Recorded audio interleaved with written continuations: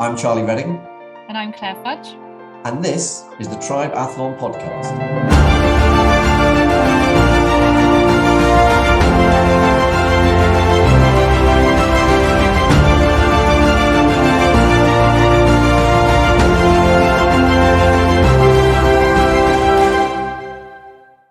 And so it was just sort of this new sort of shiny object out in front that I just grabbed onto. And I was like, yes, this is the path forward. I'm going to be a professional triathlete. That was Dede Griesbauer, and this episode is Ultrawoman. Dede Griesbauer recently became the Ultraman World Champion at the astonishing age of 52. So she didn't turn pro until she was 35, but Dede is a veteran professional triathlete, being a 3-time Ironman champion and a 2-time 70.3 champion. She's also the 2016 12-hour time trial world champion, where she set the course record for 258 miles, beating all of the men at the same time. She won Ultraman Florida in 2020, where she set an Ultraman World Record. And she is the 2022 Ultraman World Champion, where she also set a course record by over 45 minutes, actually. So it was awesome that Claire and I got to chat to her, plus former TRIBEathlon co-host Laura Siddall, or Sid as we know her, who crewed for Dede at her Ultraman win. And so we wanted to chat to both of them about the difference in strategy from iron distance to ultra distance triathlon, about creating longevity in the sport through smart recovery, and how to build a great support team around you. This is a brilliant chat with Claire, obviously the co-host, Sid, our previous co-host, and Dede Griesbauer. I know you're going to enjoy it, so dive straight in. 33 Fuel produce award-winning natural sports nutrition, and everything they do is led by their philosophy for performance, for health, and for a fitter future. 33 Fuel's awesome products have been fueling triathletes worldwide since 2012, as well as many of the world's best athletes. So from the England football team to Tour de France winners and triathlon world champions, including 4 times Ironman World Champ Chrissie Wellington, who's been using 33 Fuel for years. 33 Fuel also leads sports nutrition sustainability with plant-focused formulas for reduced environmental impact, recyclable packaging, and carbon-neutral delivery on all orders, which also got them rated as by Runners World as one of the top 50 eco-hero companies worldwide. Another reason why I love what Warren and Erica are doing at 33 Fuel. So to find out more about 33 Fuel, go to 33fuel.com, and if you use the code TRIBEathlon or click the link in the show notes, you'll get an extra special discount when you purchase your amazing stock of 33 Fuel.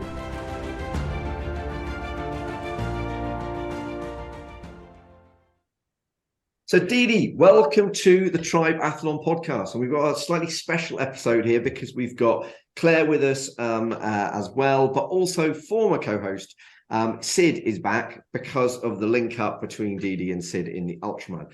So Dede, thank you so much for joining us. I'm really looking forward to chatting. I suppose the best place to start is the story behind how you got into triathlon, you know, the background that you came in from and how you found your way into triathlon. So let's start there, if that's okay.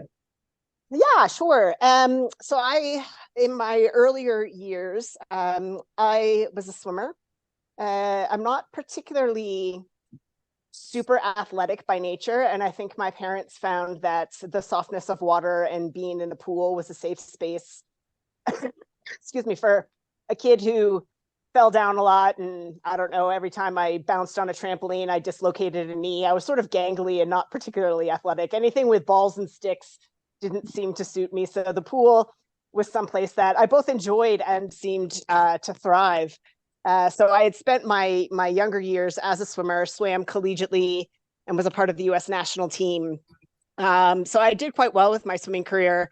And there wasn't really post-collegiate swimming. When I finished my college career, I did hang on and swim for a couple of years post-collegiately, which was very unusual at the time compared to this day and age where there's coaching groups and swim leagues for post-collegiate swimmers.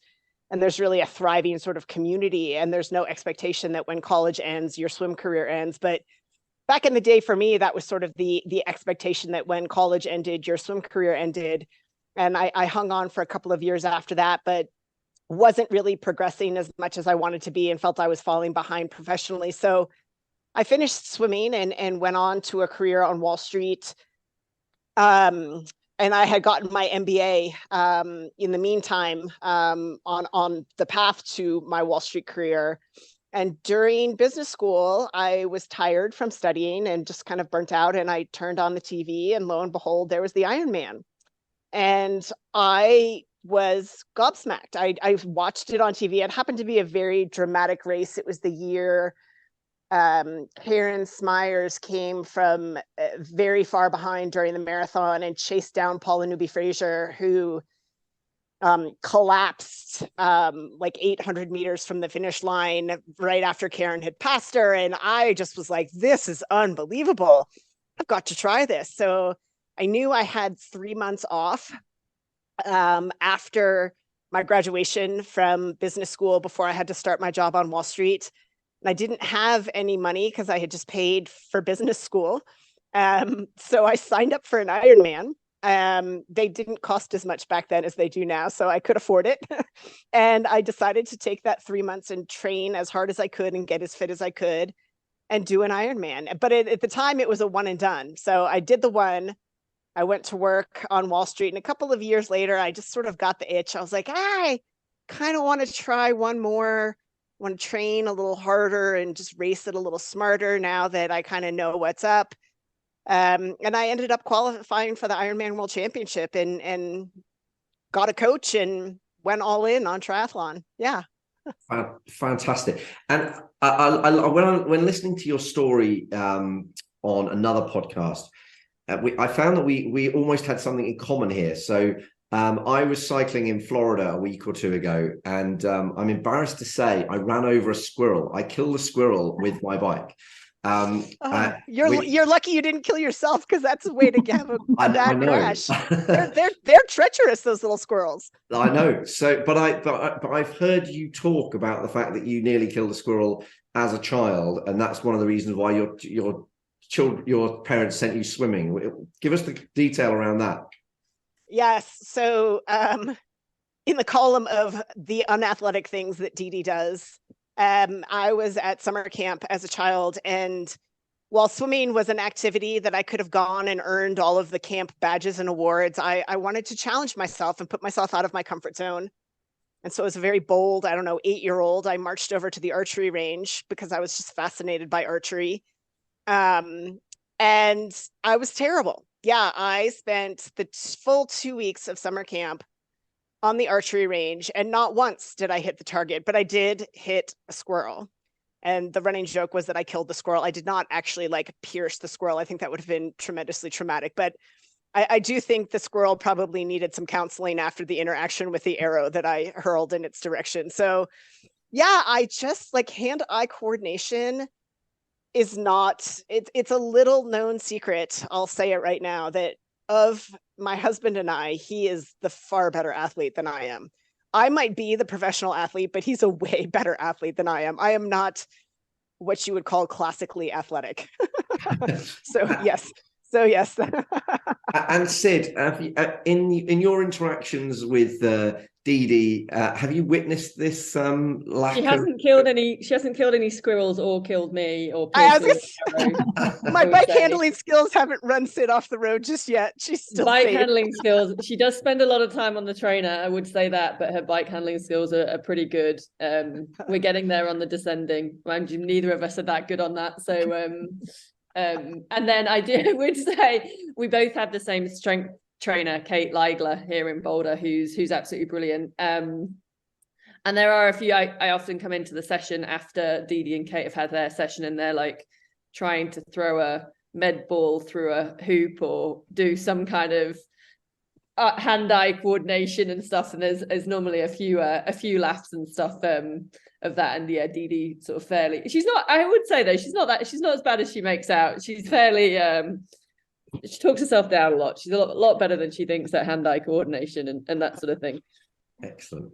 And tell us about, so you didn't turn pro as a triathlete until you were 35, I think. So tell us about how that came about and how long you thought it would last turning pro at 35. Yeah, it was sort of, I don't want to say it was a joke, because obviously quitting one's otherwise well-paying job and fairly serious Wall Street career to become a professional triathlete is a very serious decision. But it was kind of a little bit of a joke in that we really thought it would just be for a year or two, that it would be this sort of crazy experience we could talk about when we got old and gray. Like, remember that year I quit my job and raced professionally? My coach was the one that suggested it. We were just to Sid's point, riding the trainer one day. In fairness, we were in Boston in the middle of winter, so we needed to be on the trainer. But we were riding the trainer one day, and she just kind of looked over at me and she just said, completely out of the blue, would you ever consider quitting your job and racing professionally? And the timing of it was super interesting in that I worked on a trading desk. There were maybe, I think, 14 of us on the desk. The head of our desk had just passed away. She had cancer, and it was very sad. She was a lovely woman. She had just passed away, and there was no obvious heir apparent to run the desk. So politically speaking, they had sort of put this committee of 4 people together to run the desk. And I was not one of the 4, which is kind of fine. But at the same time, I was like, yeah, what am I doing? Like, I wasn't very good. I was good at my job, but I'm not very good at office politics. And so I was feeling a little down about that. And at the same time, Karen just sort of suggested, hey, would you ever consider it? And I was like, I'm just kind of doing okay in my job. If I'm not being promoted to one of these people that could have a potential to run this desk in the future, what am I doing on Wall Street? Like, I don't belong here. And so it was just sort of this new sort of shiny object out in front that I just grabbed onto. And I was like, yes, this is the path forward. I'm going to be a professional triathlete. And thankfully, my husband was on board and fully supportive, and actually told me when I came home and suggested that maybe I was thinking about this. He looked at me, he said, if you don't go in and quit your job tomorrow, I'll quit it for you. But again, you had to didn't you go home with like several bottles of wine to get him drunk first before you proposed the question? But it only took a half a bottle. I mean, there was a little bit of alcohol involved. I thought it was going to be a much more difficult conversation than it was. But we really at the time did not think, I thought it would be this like great adventure. Let's see what happens.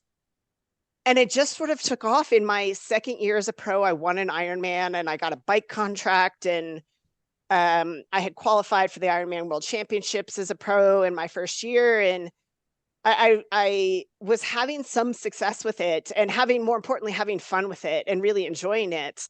And it just sort of kept going. And here I am 19 years later, and I haven't gone back to Wall Street yet.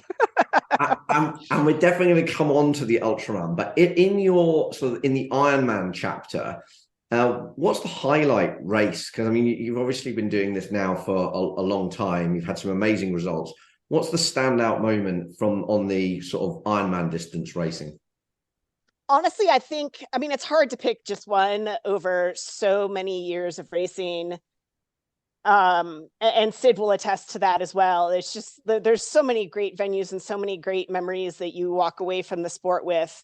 But I think my very first Ironman win, I think would have to go down as one of the super special ones.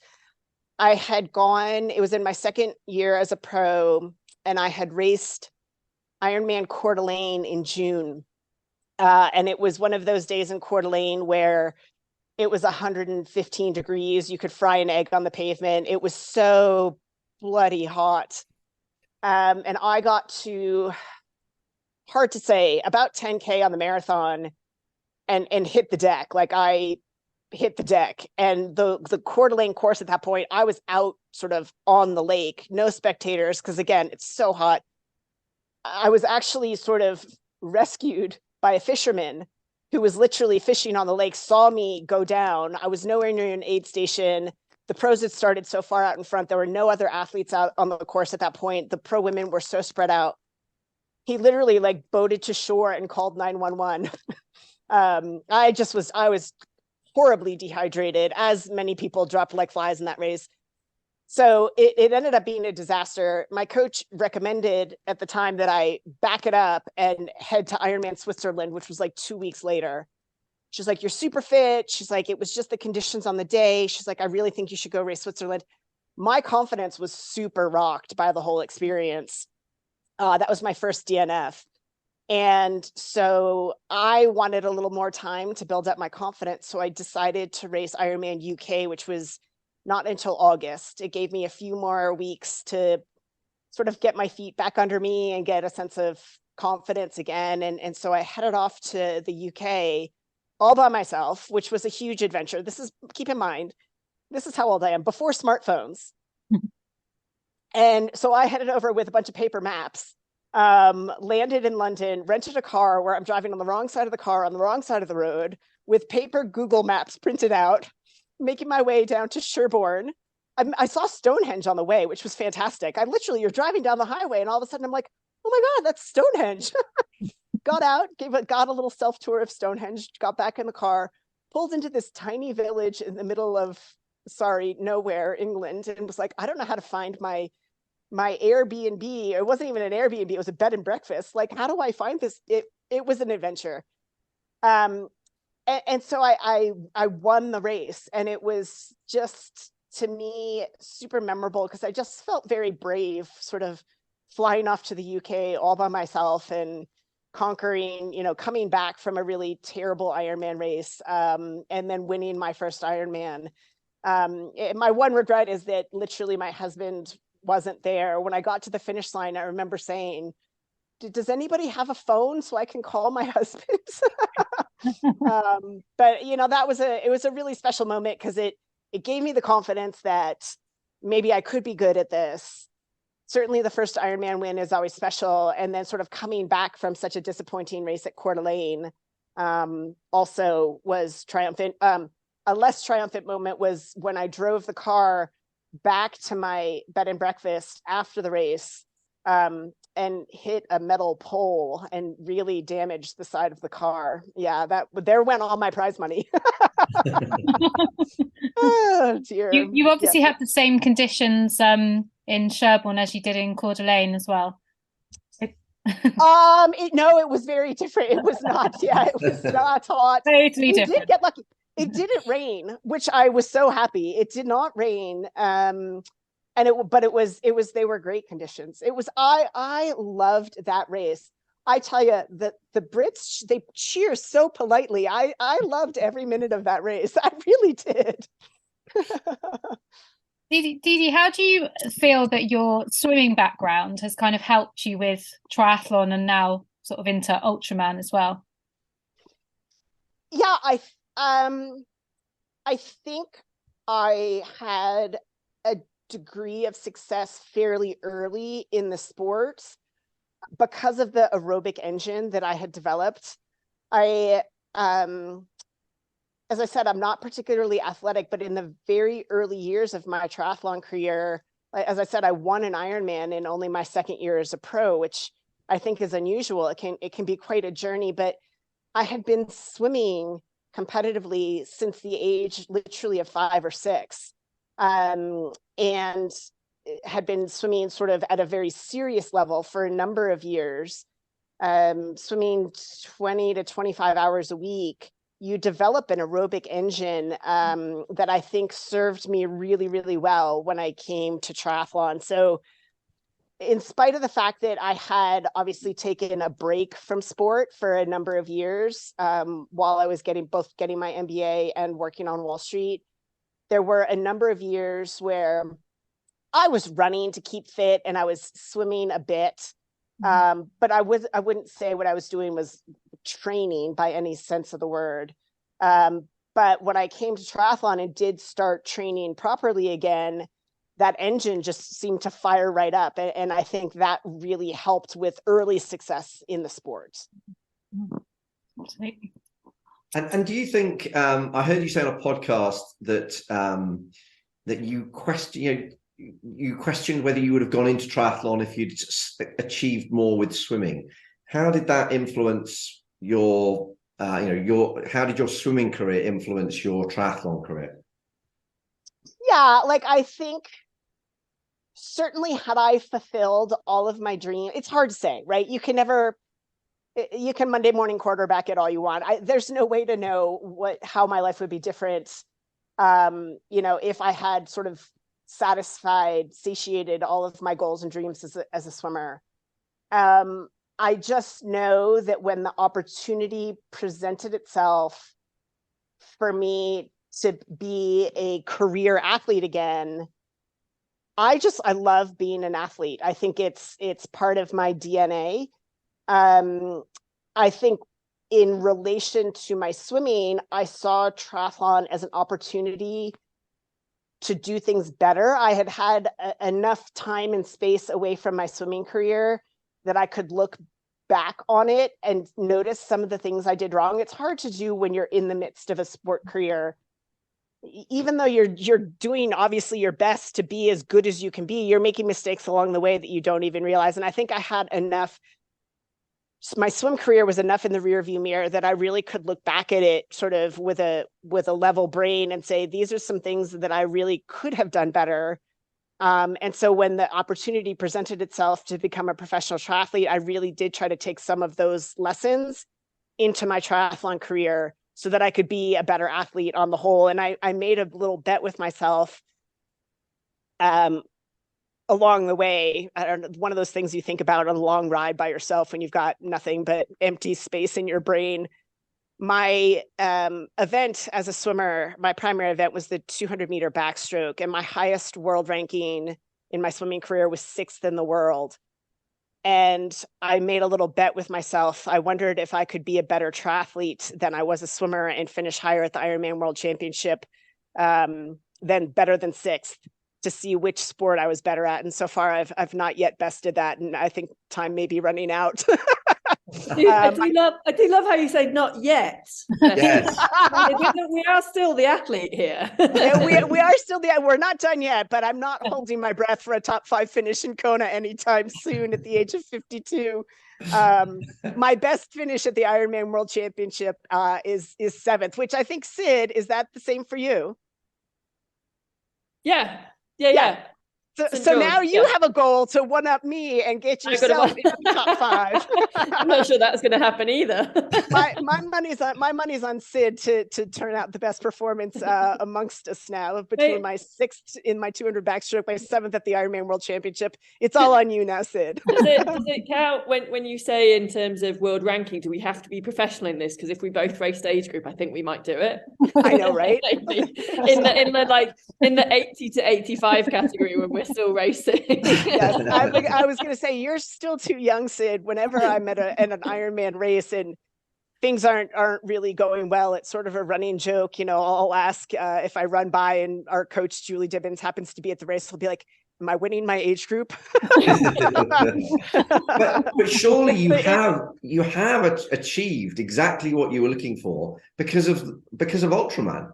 So tell us about Ultraman and becoming world champion at the age of 52. So come on. Can I just? I'm going to jump in there. I will get on to Ultraman. She is also like world record holder for time trialing as well. So she has a few, again, plays it down on a few world championship rankings of #1 accolades. But anyway, yeah, Ultraman. Yeah, so Ultraman came about. A very good friend of mine, Hillary Biscay, she's a retired professional triathlete. She won the Ultraman World Championship back in, 2013, I believe. And Hillary is a bit of a nutter in that she loves the crazy long stuff. She'll just go out on a random Saturday and run rim to rim to rim, which is, across the Grand Canyon, back and forth, just because it's there. And that's just a regular Sunday run. She loves to bang out a marathon on the treadmill every Sunday, like she loves to just smash herself in training. And so the Ultraman was right up her alley. And I tagged along to a talk she was giving about her experience at the Ultraman World Championship and sort of sat in the back and listened to her talk about the event. And I thought, God, like I had the same reaction I had when I saw the Ironman on TV, that, God, that's just, I'm super intrigued. And a lot of my motivation comes from genuinely wondering what is possible. Would I be able to do that? I saw the Ironman on TV and I was like, would I be able to do that? I heard about Hillary's experience with Ultraman, and a running joke throughout my athletic career, even as a swimmer, had been that as the distance gets longer, I kind of get better. As a swimmer, as I said, my primary event was the 200-meter backstroke, but my physiology was that of a distance swimmer. So actually there was a couple of meets where my coach threw me into the mile, which is a freestyle event, but he would have me swim at backstroke, and used to joke in a somewhat condescending way that if the mile backstroke had been an Olympic event, I might have been Olympic champion. Unfortunately, it's not. So there you go.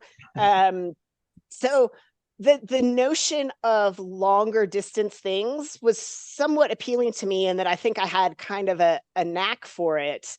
And as Sid said, in 2016, I had a number of injuries just stacked up back to back to back. And Julie Dibbins had recommended that I do there's an event called it's the 6, 12, or 24-hour time trial world championship in Borrego Springs, California. And she said, you pick the distance. You can do 6, you can do 12, you can do 24. She thought it would be great for me to have sort of a competitive outlet, because I literally hadn't been able to race all year because of run injury, but I had been able to swim and bike, and my fitness was pretty decent. And so she's like, it'd be good for you to have a goal. I was sort of wandering aimlessly without being able to race. And so I ended up choosing the 12-hour because 6 hours didn't seem super epic. And 24 hours, as Sid knows, I'm a girl who likes my sleep. So that didn't seem very practical as one to try. So I chose the 12-hour race, and I got maybe 8 or 9 hours into it and was literally happy as a clam. Like, I was like, this is fun. I'm still having fun. I'm still enjoying this. I'm still smiling. I'm still laughing. I'm still engaged mentally. And it occurred to me, I might be good at this, and I'm not sure I want to be.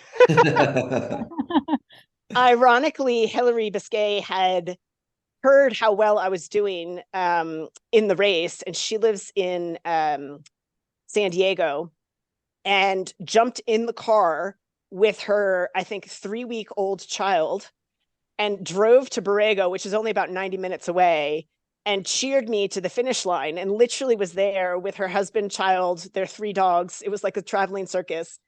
She came running up to me at the finish line. She looked at me and she said, now all you'd have to do is run a double marathon tomorrow and you could be an Ultraman World Champion. And I looked at her and I was like, absolutely not. I was spent.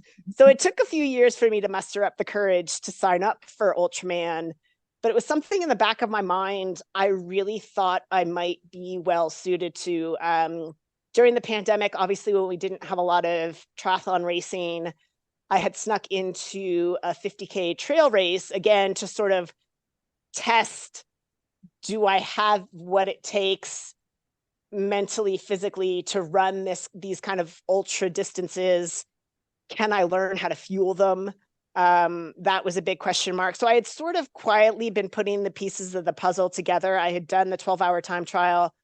I'd run a 50K, which is still nowhere near, a double marathon, but I'd sort of been delicately dipping my toe in the water to put the pieces of the puzzle together to give me the courage to finally do this Ultraman thing. Awesome. So for those people that don't understand the difference between the Ironman format and the Ultraman format, can you just give us a bit of an overview of what it involves, and then tell us about the actual win in Kona last year? Yeah, so as many people are familiar with Ironman, a single day, 140.6 mile race consisting of 2.4 miles of swimming, 112 miles of biking, and 26.2 miles of running. I'll let Sid do the conversion to metric because I'm horrible with it. We'll stick with miles. We're happy with that. Yeah, it's all right. I was gonna say it's a UK, it's miles. I was gonna say most still imperial. Most people will know the Ironman distances. So Ultraman, originally I had thought Ultraman was just a double Ironman. It's far different than that. So day one, Ultraman is 3 days and 320 miles ish. Another thing that makes Ultraman a little distance. Yeah, the mileage is ish.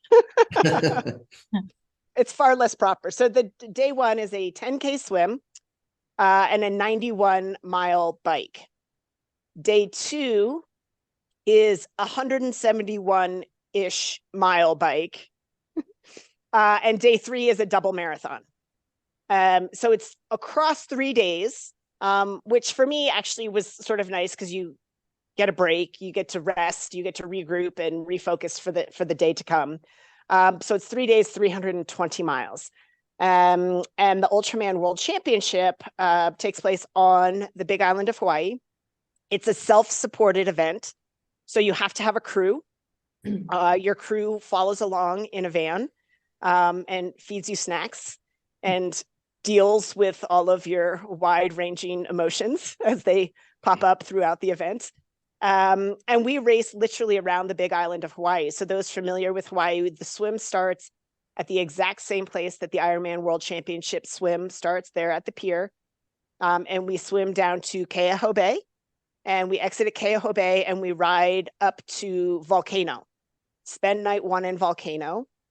Day two, we descend from Volcano, do a lap around the Red Road, which for people that don't often get to the other side of the island, Sid actually was on my crew, and we did some course reconnaissance and actually drove that portion of the course leading into the race. It is spectacularly beautiful. I think Sid was more excited for the Ultraman after seeing the Red Road than but then in the race we didn't get to go down that section, so I was so glad I'd done it in the car wrecking. There were dolphins. It was just stunning coastline. It's the parts of the island of Hawaii that, sorry, tangent, but like everyone predominantly associates Hawaii and Kona with Kona town and the Ironman course and the Queen K. And yeah, that's, for some people that is spectacular. But if you actually go around the other side of the island and down to Volcano and down that south sort of east side and all of that east coast, it's absolutely incredible. It's like Jurassic Park. It's amazing. It is. While I was there in October, I agree. It's absolutely. I did a lap in the car, not on the bike.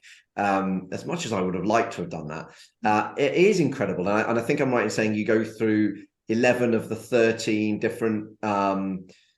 What's the term? Microclimates. Microclimates. Thank you. Of the world in one small island, which is absolutely. We certainly experienced that in driving the course. At one point, we had descended down from Volcano, and it literally was raining so hard. I felt like our car was swimming. Sid was driving, and I looked over at Sid, and my eyes were just humongous. We couldn't see anything. And we were both thinking at the same time, like, what if it's like this when I actually have to be riding out there? But we never spoke it. We never spoke it. and then like 5 minutes later, it was like hot blue sky, sunshine. You wouldn't even have known there was like, I would say one thing. So Dede's reaction when she heard the story about Hilary Biscay doing Ironman, it was like, it kind of ignited her desire to do it. I will say when I was driving the course with her and then crewing, I had no intent. It did not hook me in at all. Oh, well, I kept saying, I am never doing this race. The only thing I would say, I don't want to do the race, but I would love to ride that. We'll come on to it like day two on the bike, just because it was stunning, which is, that's easy to do. But anyway, sorry. You've beaten me to one of the questions. It was going to be, are you now going to do it? Sounds like that's a definite no. Partly because you have to, the thing Dede hasn't said is like she had to do Ultraman Florida first to qualify for Ultraman World Champion. So you have to do two if you going to do it anyway. But yeah. Having crewed Sid, I think there might be special dispensation, and I do have that slot on offer. Anyway, so day 2, so we bike from Volcano, past the Red Road, across the Hilo side, up through Waimea, and then down Kauai High up to Hawaii. So we basically bike all the way around from Volcano to Hawaii. We spend night 2 in Hawaii. And then this is what really sort of like roped me in, like what the lure that got me into Ultraman, that had me thinking like, how do you even do that? Day 3, we run from Hawaii back to Kona. So as an Ironman athlete, I have done that Ironman World Championship course time and time again. I think I've raced the event 10 times in my career, been out there for training camps, been out there in preparation for the Ironman World Championship. That ride, so many triathletes are familiar with that ride from Hawaii back to Kona. And I just couldn't wrap my head around the fact that we're going to run that. It was mental. In training in the weeks, Sid and I had gone out in preparation for the Ultraman World Championship in November. We had gone out a couple of weeks early. Sid put her life on hold very graciously and came out to support me during all of that. And we drove out to do, we did, I think, a 17-mile run starting in Hawaii, basically down to Kauai High. And it took us forever to drive out there. Like, we were in the car. I was like, we're still driving. I was like, we have to run this. And I was when I was at the World Champs in October as well, and I was coming back on the bike from Hawaii going, and like, and it's always, you know, you're in that race, it's that second half of the bike course and stuff, and I'm like, just think it could be worse. You could be running this. Oh shit, you are going to. Yeah, so it's a monstrous undertaking. The logistics, as I said, are quite difficult in the planning that goes into it, because you're spending the night. The difference, when I had done my qualifying race at Florida, we started and finished in the same place every day. So we went back to the same accommodation. In Hawaii, you're spending the night in a different venue each night of the race. So then there are considerations, well, how am I going to feed myself? How am I going to feed my crew? What supplies can we bring? You have to keep a home base in Kona because you're not going to do things like carry your bike box around the island with you. So the logistics and the planning of it are much, much more complicated than even an Ironman, which is a pretty complex undertaking. So because it's a self-supported race, we're sort of doing reconnaissance on, okay, where are the convenience stores where my crew can stop and get ice and more fluids and more calories, et cetera, et cetera. So the logistics and the planning that is involved is almost as challenging as the physical training itself. Do you think it becomes more like, because obviously doing Ironman races and doing triathlon, you're very much on your own in that race, especially doing Ironman for such a long period of time. But doing an Ultraman, obviously you're out there for a huge amount of time, but does it feel more like a team event because you've got your crew with you? Does it feel different psychologically? 100%. And I think that's what I love about it. We all say as Ironman athletes that it takes a village, and we all rely on our village, you know, our coaches, our families, our, you know, massage therapists, physios, nutritionists, all of those people, that support network that puts the pieces of the puzzle together to get us ready to race on the day. And Ultraman just sort of takes it that one step further, where those people are out there with you every step of the way. I mean, at any given point, my crew was never more than a mile or two away from me, and oftentimes much closer. And I don't know if they even comprehend how much I attribute my performance in my Ultraman races to them, because they are so inexorably linked to my success or failure out there on the day, that it's such a special, they are such a special part of the whole performance. And I love that. And that's why both times I selected my crew pretty carefully in terms of people I knew would be up to the task, because it's exhausting. Like it's difficult. It is a lot, and I'll let Sid speak to that. It's a lot of work, and I try to be very kind to my crew because I realize that they are sacrificing a great deal to be out there for me. You know, and you get into those dark moments of the race where you just want to pout and just lash, and you try not to. But they've got to deal with you, and that's not easy. So let's bring Sid in at that point. What was it like to have the shoe on the other foot and you to be the support crew as opposed to the athlete? It was great. I think again, it worked so well. This was several years in making. She'd qualified in Florida, and that was like pre-pandemic, and then had delays and delays and delays.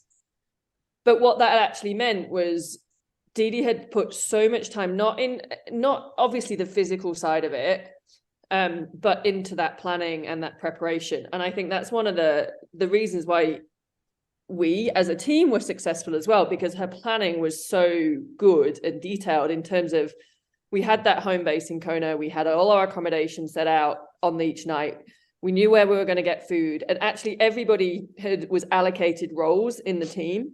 So, and obviously she picked the best awesome people in the world, which helps. So, but we all knew our role, and I think, you know, we spoke about it as a team. So the team, it was Julie Dibbins, our coach, Kate Leigler, who I've mentioned is our strength coach, myself, Sophie Evans, who does massage for Dede and myself, and then Dave, Dede's husband. And we're all probably A-type personalities. We're all athletes as well, or ex-athletes. And any one of us could have led that team, put that in inverted. But we all knew, you know, we all had those roles. Julie was the team leader, sort of on course. Dave was sort of off course. And then the rest of us had different roles to do. And we all knew that, and we all did it. And then, so we all would support each other in doing those roles. But we knew that sort of, and what we did during the day as the race went on, we each had a different role. We set ourselves up at our aid stations. Like you said, it's self-supported. And I would be the first person that Dede would come up to, and I would sort of either collect, she would be throwing bottles at me, empty bottles. I probably, most of the time I didn't have anything to give her, but it would be instructions about, right, this is what's coming up, or you need to take this. And then it would be Julie, and Julie would either hand her something, but also be giving race instructions and stuff. And that's the voice she needed to hear. So that's why, so I would run way down the road so she could sort of get past me, and then have a clear head to then get to Julie. And then obviously then it was Kate, Sophie, Dave, or whatever order they did. And we kind of set that up really standard each aid station. So it wasn't a surprise coming up to be like, oh gosh, Laura's now where, you know, and that sort of thing. And then again, like at the end of the day, we each knew our role, we each knew what we had to do. And that kind of, it just made it worked really well. We had an amazing van to thankfully get us around the island. I think if you look on my socials and Dede's socials, you can see it. Burgundy Betty. It was touch and go for a little while there. It was touch and go whether we would make it around the island. It was a very classic old retro, probably is the best way to describe it. Sort of camper van. Sprinter van. Yeah, like a van. It was like a 1978 Sprinter van. Apart from the flat tire that Kate had to pump up several times a day with the bike pump, just to get us around, it actually worked brilliantly, because again, almost in the van, we all had our different roles. It was super recognizable. So in fact, not just Dede, but all the crews could see us, and it kind of became this sort of character and part of it. So yeah, it was a fantastic experience. And I think, like, spending the 2 weeks prior and going through it, and then just, again, I will emphasize, like, the planning, the preparation that Dede did was testament to how successful the team was in supporting her in the incredible race that she had as well. Brilliant. I think it sounds fantastic.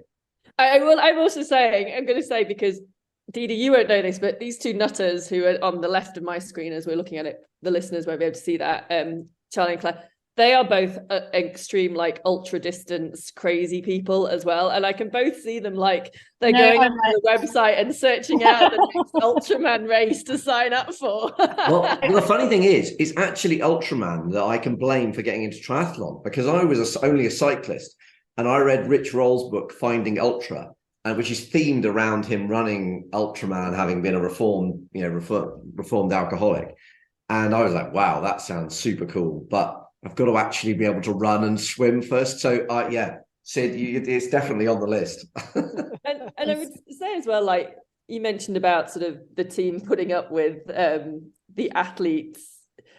Again, the performance that Dede had was so amazing because, again, the preparation that her and Julie and Kate and the team had put in, nutritionally wise, like day 3 is probably where it gets really tough, and Dede, you come in on this. But the first 2 days, there was never really a bad moment. Like there was no really like harsh athlete words or vice versa. It was just awe-inspiring watching her ride the way she did and the swim and stuff.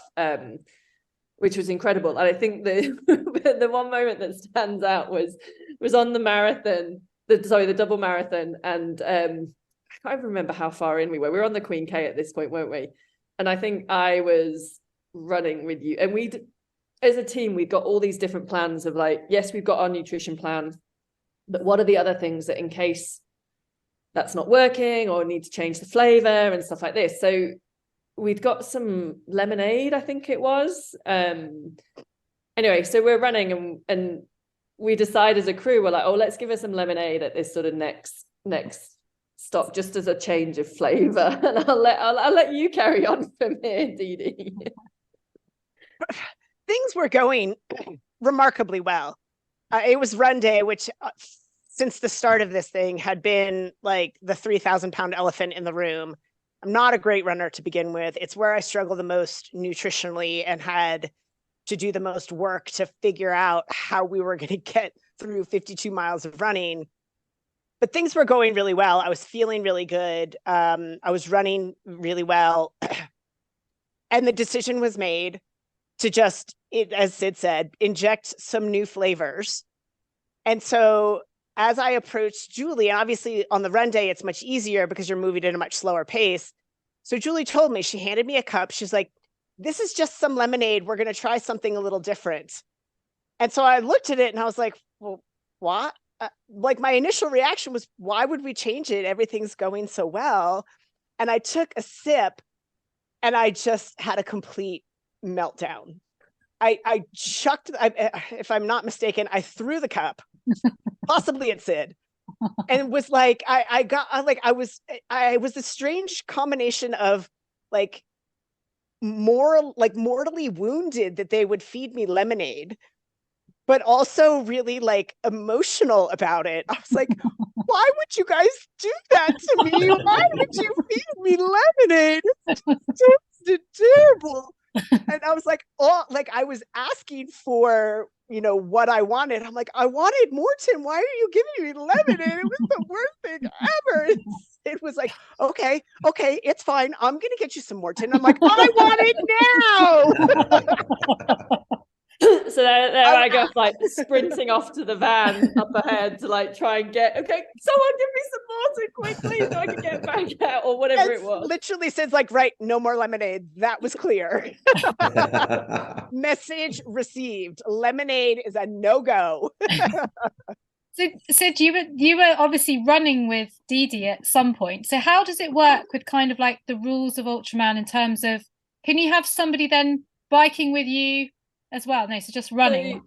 So on for the 10K swim, you have a kayaker, and Dede had a fantastic local guy called Gabe, who is fisherman, kayaker, knows the water. I mean, I think we were so lucky to get connected with Gabe, and he was just such an amazing part of the team as well. And a really nice bit, he came out.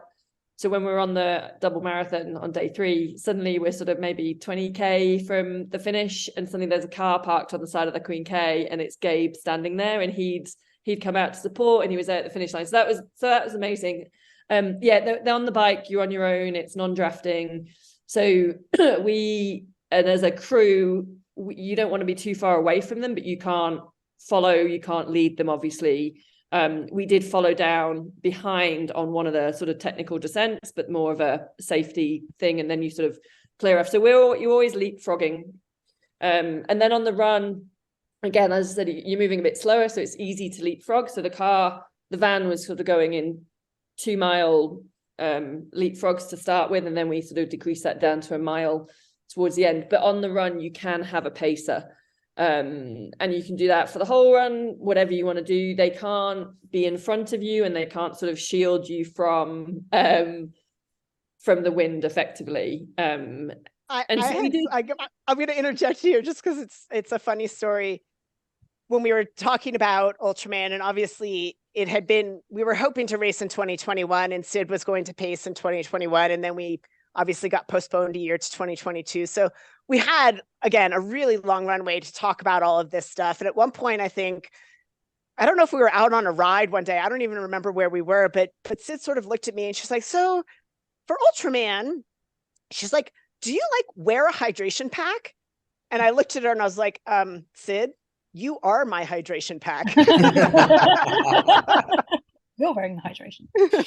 And if you see some of the photos of the videos, I've got like a bottle down my back. I think I've got bottles in my hand. I've got like gels, but that's the thing. Like you're so close to the van all the time. And again, we had a good team. So actually, Julie set it up that Dede ran the first part of so from Harvey down to Kauai High, she ran on her own. Even though I was like chomping at the bit to get out. It was almost at that point like Dibs was having to like control me to be in the van. And then we had Sophie did a bit of running as well, and Dave did some running. Even Julie, who has seriously bad knees and ankles and hasn't run, I think, since sadly the end of her career, even she got out and ran a little bit. So we kind of broke it up that way. And then I would join in every now and again as well. It's funny because there was a strategy in that when, as Sid said, I was going to run. I'm not a confident runner, and I never run much with people as a result. And so it was actually a big deal to get sort of comfortable. Like for Sid in our training, we actually practiced, and it was so great the way she did this, because one of our first training runs together, she's like, I'm just going to run behind you. And I was like, this is great. She's like a half a step back. I don't feel pressure. Everything's fine. And then it was so funny, like the mental games. She's like, now I'm going to come up and I'm going to run beside you. This does not mean you have to run any faster than you're currently running. Like it was a process to get comfortable running with somebody.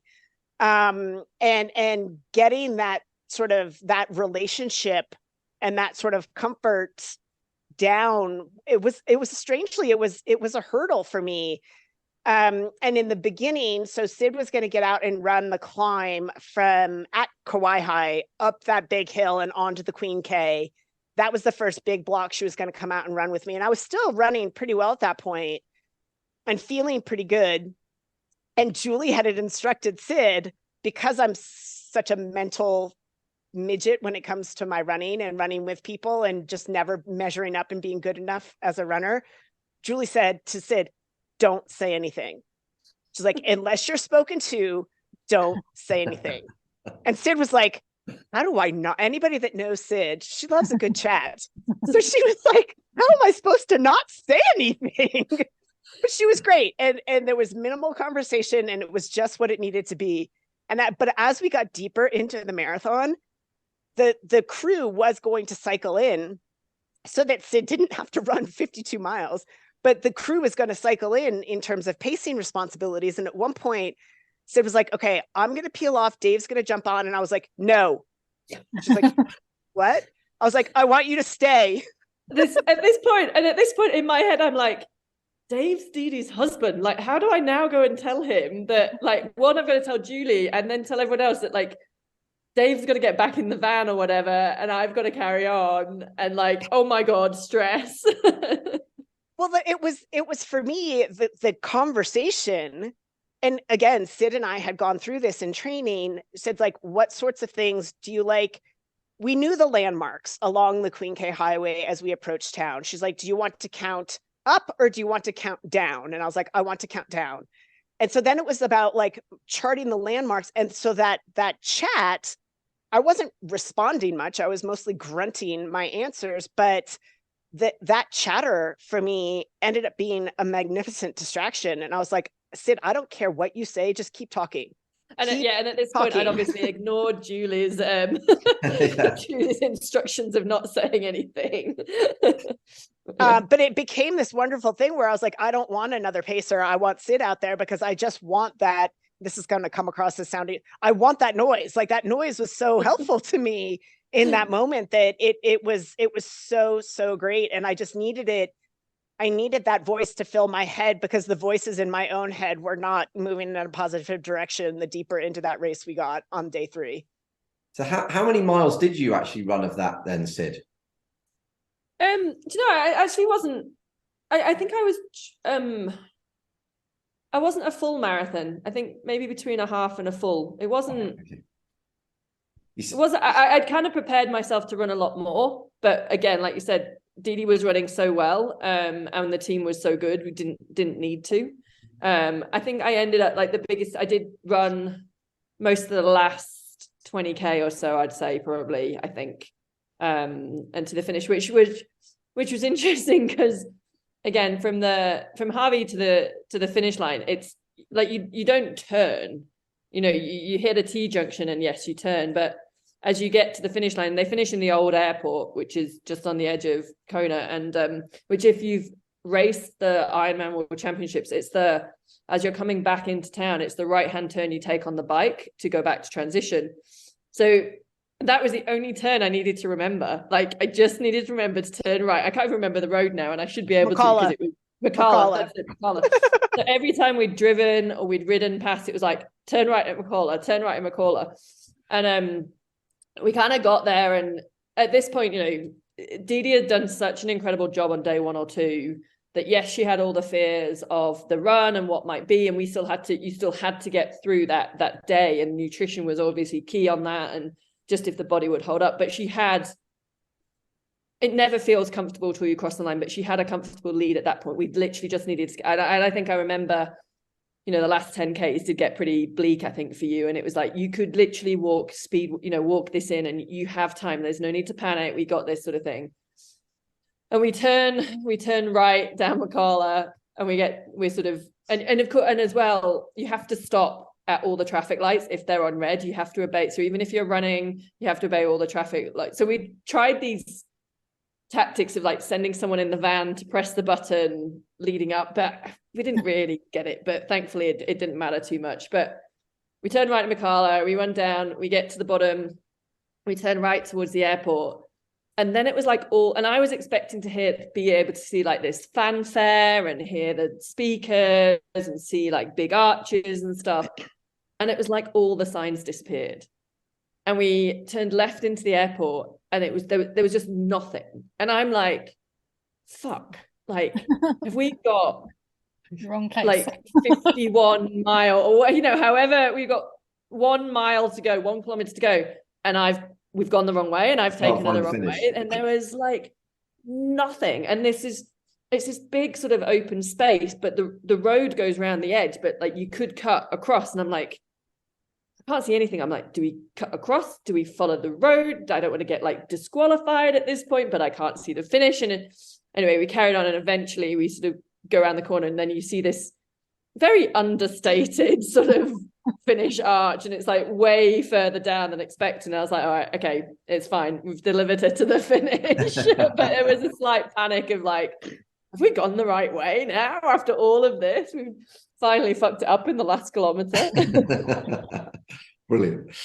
Dede, I can't help but ask, being world champion at 52, you know, you've clearly had an incredible career. How has your training changed over time, and what do you put that sort of longevity in sport down to, and what advice could you give other people that want that longevity as well?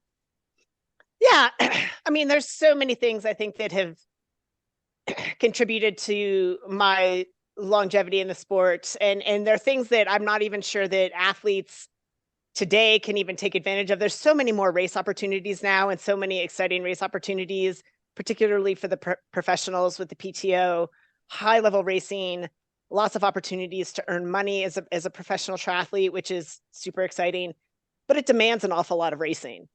I've always been very sort of poised and patient in my racing strategy. I tried really hard not to over race in my career. And I think that has contributed a bit to the longevity. My passion for the sport, the fact that I still want to be here, is, I think, the number one driver. I love it. I love what I do. And I'm happy, super happy to be able to be doing it still. So that's another thing, is that I want to be here. I think other professionals, look, I don't start an Ironman anymore with the expectation that I'm going to win it. You know, I used to have that desire, and I still have the desire, but I think, reasonably speaking, my performance expectations have evolved, where I'm happy to be in the mix of the race. And yeah, if I finish 5th, yeah, that's not great. I'd love to win, but hey, I've finished 5th in a professional field and I'm 50 something years old. Like, that's pretty darn impressive. Like, so I don't think, not that my standards have fallen, but my expectations for where I'm at in my career, I find satisfaction being able to finish in the top 5 at a race with women who are in their 20s and 30s. I think it's exciting. The other thing, and the more, I think, depressing side, or the bleaker, less fun part of my longevity, at this stage of my career, my training and racing demands perfection. I could make mistakes in my late 30s and early 40s and slack off on certain things, and it wouldn't be that big a deal. But now I can't make those mistakes anymore if I have the expectation to perform even marginally well. I've got to be good about my recovery, my sleep, my nutrition, my mobility, my strength work. It's all got to be executed at a higher degree of perfection than ever before in my career if I want to keep performing at this level. So, you know, those things sort of combined, an evolution in what I find satisfying in the sport, my love of the sport, and my willingness to focus on all of those minute details that sort of in my 30s and early 40s, I could give lip service to and be like, oh yeah, all these things are super important, but kind of do them maybe not with the same degree of attention to detail. Now I've really got to step that up and be near perfect with the execution of all of those little things as I get older.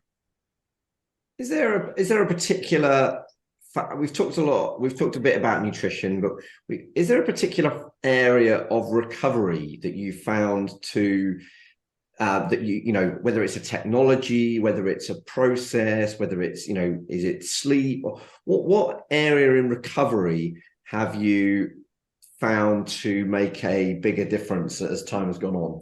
I'm gonna add, how many hours did you spend in your boots yesterday? Like, I came close to my PR. I think I was in them for like 3.5 hours. Yes. And just to be clear, these are the inflation boots from which, I don't know which brand you. I'm not sponsored, but I use the Normatec boots. Yeah. Technologies like those, technologies like the Normatec boots, the percussion guns, things like those have definitely helped in self-care. And I use those with a degree of discipline, but an old school Epsom salt bath also does a marvelous trick and is a great way to recover. And I do that as well. I think for me, the biggest focus, I've always been a good sleeper. I've always been really diligent about getting my sleep and happy to do it. Like, I'm happy to go to bed at night. I really am. I don't nap much, and I've always been good about, you know, massage and I see a PT. This is another change. I see a physical therapist on a proactive basis. So I don't wait to be injured before I go see the PT, who then gives me exercises to get me healthy again. I will check in with a PT on about a monthly basis, assuming everything's going fine. We'll do a quick movement screen. What's been bothering you? Oh, my hip's been a little sore or a little bit tight. And we'll work on those areas proactively before they become problematic. So that's been a bit of a change. But for me, the biggest hurdle has been my nutrition. It's been a source of, it's been something I have struggled with and not really perfected, even going back to my swimming years. And as I've gotten more into the ultra racing, it's become more demand. Like you have to get it right. It becomes a bigger piece of the puzzle. That piece gets a lot bigger. You can go through an Olympic distance race and sort of botch your nutrition and still do okay. You can get through a half Ironman and make a couple of mistakes in nutrition and it'll impact your performance, but it might not crush you. In an Ironman, all of a sudden, yeah, those mistakes get magnified if you're off on your nutrition. And Ultraman, it just gets magnified because it's day after day after day. So you've really got to get that right. And for something that I'm not very good at to begin with, that's been the most difficult piece of the puzzle for me but on the bright side, it's the biggest opportunity for improvement. And I think that in cleaning up my nutrition, it's also sort of helped me stay competitive just because I'm fueling myself better than I ever have in my career. And I still have a long way to go. Is there anything particular in the area of nutrition that you've done that has made a big improvement or helped make it less bad? Hawaiian rolls, baby food. Yeah. Like magic party bottles. Sorry, I wasn't sure what you were going to say after magic. Limp chocolate balls. That's all great stuff. Though. The party bottle. Oh, I'm going to write poetry about the party bottle. What's the party bottle? When in the middle of Ultraman, so Kate was responsible for my nutrition. She tracked everything that basically went in. So if I tossed a bottle back to Sid would then report to Kate. She got through 2/3 of whatever it was. Like, this is her electrolyte. Maybe 2/3 of the bottle went down. This was a Morton 320 bottle. She got all of it down. This was plain water. It's empty. You know, she would report what was being consumed. And so then Kate could monitor what my caloric intake was, what my hydration intake was, et cetera, so that we knew what the deficits were, or if I was on track, so to speak. And at one point on the bike on day 2, Kate handed me a bottle. She was like, "This is a party bottle." And I was like, okay. And my goal was just to be compliant. If my crew, it wasn't lemonade. I was about to say, was it lemonade? There was no lemonade in this party bottle. I drank it and it was an unusual flavor. It tasted, and it was really cold. And I sucked that bottle down and I was like, that is the best thing I have ever had in my entire life. And so when I saw my crew next, I handed the bottle back and I was like, I want another one of those, please. Which what was it? So it was all legal. I would say that there was nothing that was not legal in that bottle, but it is a bit of a secret combination. But it definitely had some caffeine and some flavors in there that just gave that extra bit of a boost. We had a bit of a post-race celebration back in Boulder in January, and I actually had custom water bottles made for my crew that said the party bottle on them with the little party emoji on them. Yeah.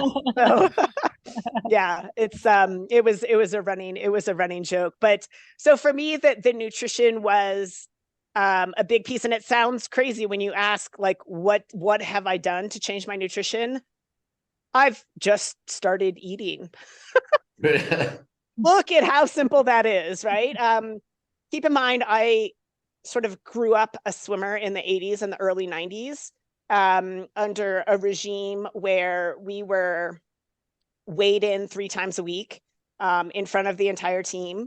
At one point during my freshman year, I had gained 0.3 of a pound. 0.3 of a pound. And in the middle of the workout, my coach looked down at me. He said, "Hey, I noticed your weight jumped up a little bit. Are you going to do anything about that?" And so I don't honestly believe, looking back at that, they thought they were doing harm. I look at swimmers today and they look very different than we looked back in the 80s and 90s. They truly believed that the thinner we were, the lighter we were, the faster we were going to be. And that was what was enforced. And so then to go from that to learning to fuel yourself more properly has been a long process. And even when I know that how important fueling is, and that's been shown to me time and time again, and I'm eating more than I ever have, I'm learning it's still not enough. So I literally like learning to get those calories on board, and the timing of those calories has been a big process for me. And it's something that I'm still working on. Brilliant. Thank you. It's really interesting. And I think, it's fascinating how it's changed from what it was when you were swimming to today. So that again, it's we get smarter as we go. I think as athletes, we train very differently today than we did in the 80s and 90s. I actually had a really interesting conversation. One of my teammates from Stanford University, and this again just makes me shake my head and wonder what I'm doing with my life, but her daughter came and trained with our squad a couple of summers ago when she was home on summer break. Her daughter was at Stanford University. And here I am in the pool swimming with one of my teammates' children. But I was talking to her a bit about, what swim training was like now and how it's different than what we did. We were swimming 100,000 meter weeks, across obviously multiple sessions. But it was a lot of just long, we overtrained our distance, I think, more than any other sport. And that their training has evolved. They're doing a lot more work with strength and power. Their focus in the gym is a lot heavier than ours. And as a result, as athletes, they look just very different. They look much stronger and more robust than we ever did. And I just think we get stronger in triathlon. Same thing. We talked about how recovery technology has evolved. The nutrition products have evolved in enabling us to get in, with products before. If you're trying to fuel with Fig Newtons in your Ironman, there's only so many Fig Newtons you can shove down your mouth. But with better products now, we can get 80, 90, 100 grams of carbohydrate an hour without having it upset your stomach. So sort of as things evolve, we get better. And I'm just trying to sort of ride the back of that wave a little bit and help it improve my performance late into my career. Fantastic. Now I know Claire might have to dash off before, so I'm going to ask her to ask a question next, and then I'll come back to books to finish up. But we always get the previous guest to ask the next guest, without knowing who it is, a blind question. So you've got so Claire's got McKeely Jones's question in front of you, I hope. Yeah. So in your off season, I'm not sure if you have an off season, having just had this conversation. Well, what's your favorite thing to do in your off season? We had a great off season this year. We had wanted to have a little bit of a holiday after Ultraman. It had been a long time coming with the planning, the logistics. Obviously, it was a great, big physical effort as well. So we'd wanted to have a bit of a holiday. And so we had looked into actually staying on in Hawaii. I quickly realized how expensive that was, and that wasn't really in the budget. So we flew home from Hawaii and we have 2 Labrador retrievers. We threw them in the car, and we placed them in the car. We didn't throw them. Number one, they're a bit heavy. And number 2, that would be cruel. But we put the dogs in the car and we drove to the East Coast. It was 2,200 mile drive in either directions, but we spent Christmas on Cape Cod. I grew up spending summers on Cape Cod. I have a deep family history on Cape Cod. I'm 3rd generation Cape Cod. And so it's our favorite place in the world. And even in the middle of winter, the weather's not spectacular, but it's just the place I most love to be. And we spent about 2 weeks on the Cape with family. My parents came up. My mother-in-law came up, and so we had a wonderful off season. So getting to spend time, more quality time with my husband, spending time with my dogs who are, I'm a 52-year-old without children, so they are sort of my world, is super special. And then, of course, the drive home, which wasn't quite as fun as the drive there, but it was an adventure, and we had a really great time. So really just spending time with family, unplugging a little bit from triathlon, and doing non-triathlon related things with family. Fantastic. And I think I'm right in saying one of the dogs is called Charlie, isn't it? Yes, our younger dog, she's actually named after the Charles River in Boston. We lived in Boston for a number of years, and there's a song by the Standells called Dirty Water. They play it at all of the Boston sporting events. It's about the you can play it, whatever. It's a great song that brings back good memories from our time in Boston. So she's Boston's dirty water dog, and we call her Charlie. Yeah, she's our younger one. Our older one is 9 years old, and she is Piper. She's our smart, stoic one, and Charlie's our cute, dumb one. I assume we're still talking about the dog now. Yeah, still talking about the dogs. Yeah. Excellent. So I can't have anybody on this podcast without asking for books or a book recommendation that you found to be influential in your life or career, you find yourself recommending to others. If not book, other resources like podcasts or whatever is fine. But particularly, I like going after books. So is there any books that you found to be particularly helpful or you find yourself recommending? I read a book that it actually sort of inspired me to focus a little bit more on my mental game. So my husband is a huge golf fanatic. I mean, it's barely 50 degrees today. It's blowing a gale, and he is out on the golf course. He loves to play golf. And there is a famous sports psychologist in the golfing world named Bob Rotella. And back in the day, this was actually in the wake of my 2011 crash. I had a very bad crash at Ironman Frankfurt in 2011 that threatened the future of my career. And through a network of friends, I ended up on a phone call with Bob Rotella. And my husband, he was like a child dancing around. Meanwhile, I'm talking to Bob Rotella about my deepest, darkest fears as an athlete. And he's like, oh my God, my wife is talking to Bob Rotella. But Bob Rotella wrote a book called How Champions Think. And after my phone call with him, I read the book, and it really, it was super helpful to me. And it was also sort of an inspiration for me to work a bit more on my mental game in focusing on the importance of sports psychology, and getting me to work with a sports psychologist.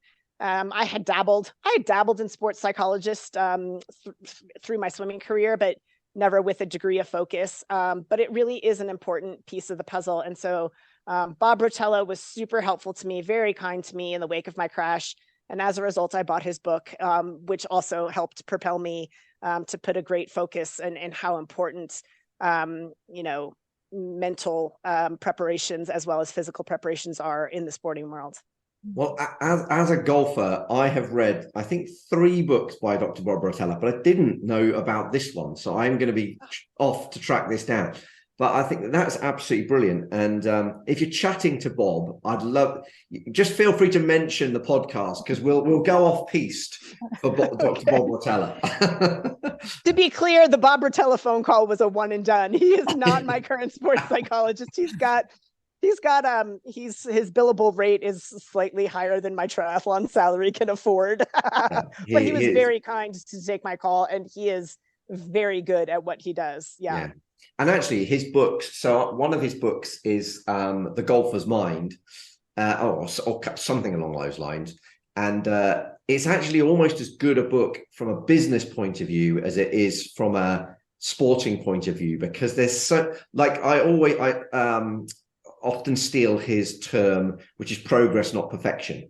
So it's all about getting closer to the hole. It's not about perfection. And I just think there's so much brilliant stuff in those books. So that is an excellent recommendation, which I will definitely be reading. And Sid, to put you on the spot, I know I asked you this question a long time ago when you were first on the podcast, but is there any extra books that you'd like to throw in the mix now? I can't remember what I said last time. I can't either, actually. I meant to. So yeah, I'm a massive fan of the High Performance podcast. Yes. With Professor Damien Humphreys and Damien Hughes, Professor Damien Hughes and Jake Humphreys. They have 2 books out. So one book came out a while ago, which is High Performance Lessons from the Best, which is kind of a collection of their podcasts, I think, but pulling out some of the lessons from the people they've interviewed. And then they released a book back in last year, I think, which is a more practical kind of workbook in terms of 365 days of high performance with like different exercises and stuff like that. So I've found those really good, as well as the podcast. And then the other book I'm reading at the moment, which is kind of LinkedIn, is Lauren Fleshman, who is it's called Good for a Girl. And she was one of the top US runners in her day. There is a connection to triathlon. She is the wife of Jesse Thomas, or I think they've just actually sort of amicably split, unfortunately. But and Jesse Thomas was a top triathlete, and they own Picky Bar's company. But I'm reading that at the moment, and it's semi-autobiography, or it's about her life, but it's very much pulling out themes and issues of women's sport and what she had to deal with through. And actually, what Dede openly spoke about with nutrition stuff as swimming, and Lauren's awareness of that going on in running when she was super young and coming up through the sport is pretty incredible as well. So they're the 2, and I think it's a book that everyone should read, coaches, athletes alike. So yeah, they would be my ones. Fantastic. Well, they are a series of excellent recommendations. Thank you for that. They'll be going onto my ever-expanding reading list. Dede, Sid, it's been an absolute pleasure. Thank you so much for coming on the podcast. I love the idea of the Ultraman. I think it's where, like I said, it's where my journey into triathlon started. So I suspect that I might be chasing that down at some point. Not your record, by the way. But Charlie, I'll put this out there now. If you need a crew, you know who to call. We've got a bit of a crew here. Our rate is very high now. We're very much in demand. Dede said you had to. One quick story. I know Clay, I think you probably got to go. So the award ceremony at Ultraman, it's kind of everything is done in proportion to the length of the race. So the award ceremony went for about 5 hours, because they very kindly and openly, it's such a big achievement for people, and it's such a big journey. They let everybody speak, whether you finish the race or not. Every competitor that started on day 1 gets 3 minutes, and they kind of do it in reverse order. Anyway, so Dede was 3rd overall, so only 2 guys were ahead of her. One of those only just ahead of her. I'll just say that, as well as smashing every record on the way to get that her own sort of World Championships title. But she got up to speak, and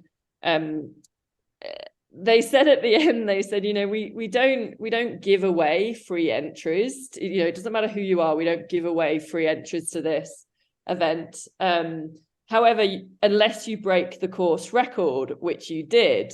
So they offered so then they said to Dede, so you have a free entry. And I was kind of just sitting there at the back of the room going, can you not just refund her this year? Because I don't can you not just give her back the money from this year's entry? I'll come crew for you when you do it next time, Dede. I'm pretty sure my response then was and still is, oh, hell no. Until next time. Excellent. It's been absolutely brilliant. There's loads to learn there, and also just a really inspiring story of how you've come through from the swimming days right the way through to world champion at 52. So absolutely brilliant. Thank you so much for coming on. Thank you for coming back, Sid. Thank you for your help, Claire, as well. And good luck with the next races. Thank you so much. Thanks for having me. If you want to find out more about Dede, the best places to go to are either dedegriesbauer.com, and that's spelt Dede and then Griesbauer. Or she's Dede Griesbauer on Instagram. If you want to find out more about Sid, then laurasiddall.com or I am Sid on Instagram is a good place to go. And if you want to find out about the lever system, which I'm about to talk to Claire about, which I was chatting to Sid and Dede about after we finished recording, then go to levermovement.com/Laura, and all of those links are in the show notes. So what did you make of the interview with Dede and obviously Sid as well? It was fantastic. It was really good to learn more about Ultraman. Not that I'm really tempted now to do it. Are you not? I'm really. No, I am. I'm very tempted. Oh, I see. Very tempted to do it. But also to learn about her career and actually her background as a swimmer, but also the fact that she's still competing at a really high level at her age. It was fascinating just to hear about kind of also her mindset and how she goes into races as well. Yeah, I thought it was really, really interesting. Ultraman definitely sounds up my street. If I can't qualify for Kona at some point, I'm going back to do it in Ultraman. So I think that was really interesting. I thought it was really interesting how she has to go about that race very differently to a normal Ironman, whether it's the team, whether it's the nutrition, the kind of the mindset around it. I thought it was a really, really interesting chat about, and actually something that we haven't talked about on the podcast at all until now, Ultraman. Yeah, absolutely. And I think having Laura on as well to kind of talk from the team aspect side of it, and also obviously being a professional triathlete herself, it was really good to have kind of her talking about what it's like to be on the other side, really, as a member of that team. And I can imagine actually having people on your team that really understand what you're going through. I think that's really important, isn't it? Which was talking about sort of handing out supplements and handing out different kind of food and drink. And the party bottle. And the party bottle, yeah. Which they wouldn't even offline, they wouldn't tell me what was in the bottle. Oh, really? Ah. Yeah, it's top secret apparently. Top secret. But not lemonade. Not lemonade, definitely not lemonade. And it did involve caffeine. That's all that was said. But I was chatting to them for a bit after you dialed out, after we finished recording. And one thing that so we were obviously talking a bit about recovery and injury, and also longevity in the sport. And then we carried on that conversation afterwards, because I was asking them what races they're doing for this year. They asked me what races I'm doing. I said, oh, well, I'm supposed to be doing South Africa, bailed out of that because I'm injured. Now I'm worried I can't even do the Lanzarote, which I've booked in for as well. And by the way, on that note, actually, Ironman have been very good at being able to move me they didn't have to, but they moved me from South Africa to Lanzarote. So there's a lot of bad press around Ironman for that sort of stuff, but I think actually they've been really good for me in this instance. They've actually moved my Ironman South Africa slot as well. Excellent, to next year. Yeah. Excellent. Yeah. So they have. I think they've been good in given they've had a bit of press around that sort of subject lately. But so anyway, I was chatting to them both about recovery and saying, I've got this problem with my knee and my ankle, and they said, "You want to try the lever system?" Now, I'd talked to Sid about the lever system previously on the podcast, but I'd always assumed it was for people that were properly, like recovering from broken legs and things like that. Yeah. And what was really interesting was both Dede and Sid use the lever system for running when they're not injured. Yeah. So particularly for long runs, Dede was saying, I'll do 2 or 3 hours of a normal run, and then I'll come in and do the last hour on the lever system, because it just reduces that risk of injury, improves longevity. So I'm going to do some more research, because I love a gadget, and I'm going to definitely do some research in that. But I will, in the show notes, put a link that Laura gave me to give you a discount on the lever system, because I think it looks like a really great idea.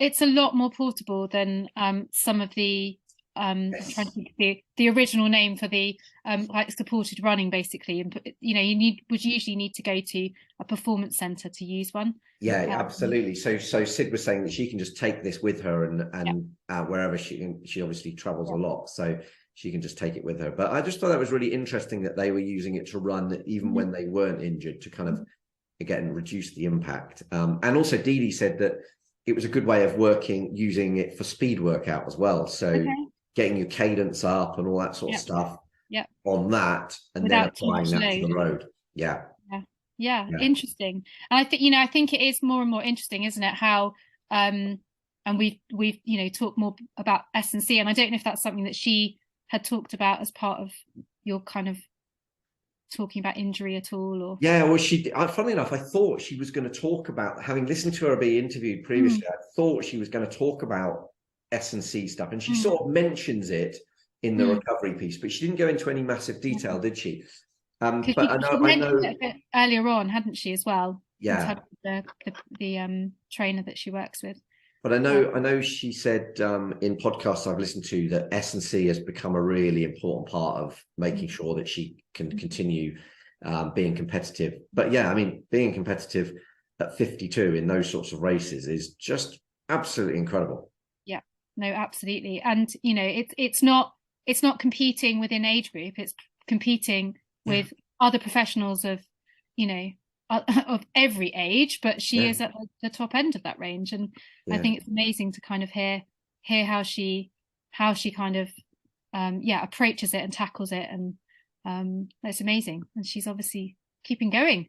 And I didn't actually realize that she was commentating. I think she's commentating this year, isn't she, at the Kona Women's World Championships as well? That's right. And I'd got a list of things. We didn't even get through half of the questions I'd prepped. I wanted to talk to her about the Kona split, about the Ironman commentary. Yeah, but there was so much to talk about with regards to Ultraman in particular, and the swimming background and how things have changed since then. I think there was a load to take away. And I think the lovely thing also that Laura and Dede both touched on is, it's very true that people go out to Kona for the World Championships and only see one half of the island, and actually them just describing the story of the other side as well. I know you had kind of taken a trip over there, but I was almost imagining the other side of the island and how we don't use that in as part of the World Championships. And so I think it was just a really great kind of storytelling as well about that over the course of those 3 days. And it is amazing how much that island changes as you go around. I mean, I know you saw when we drove down from Harvey down to Kona on the back roads,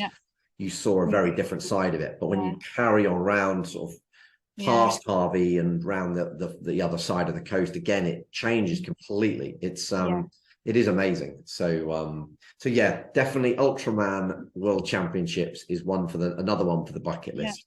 The ever expanding bucket list. Well, maybe she's somebody to get back on again, and we can have a talk about her commentating and things and her thoughts on the World Championships as well. Absolutely. Yeah, no, I agree. Right, let's wrap this up. But I'm sure everybody has taken loads from the interview with Dede, and in the meantime, good luck with your training, and for everybody else, keep on training. This podcast was sponsored by 33 Fuel. So rethink your sports nutrition with 33 Fuel, award-winning natural sports nutrition for your performance, health, and a fitter future. It's the 33 Fuel Fuelosophy. Get yours at 33fuel.com, and if you use the discount code TRIBEathlon or the link in the show notes, you'll get a discount at the checkout. If you enjoyed this podcast, please do review it and share it, because it helps other people find what we think is really valuable learning lessons from amazing athletes. So please do that. You can also find the whole back catalogue at tribeathlon.com, and you can also find out about the TRIBEathlon app, which helps people find events, find people to train with, and enjoy their events through their tribe. So check out tribeathlon.com.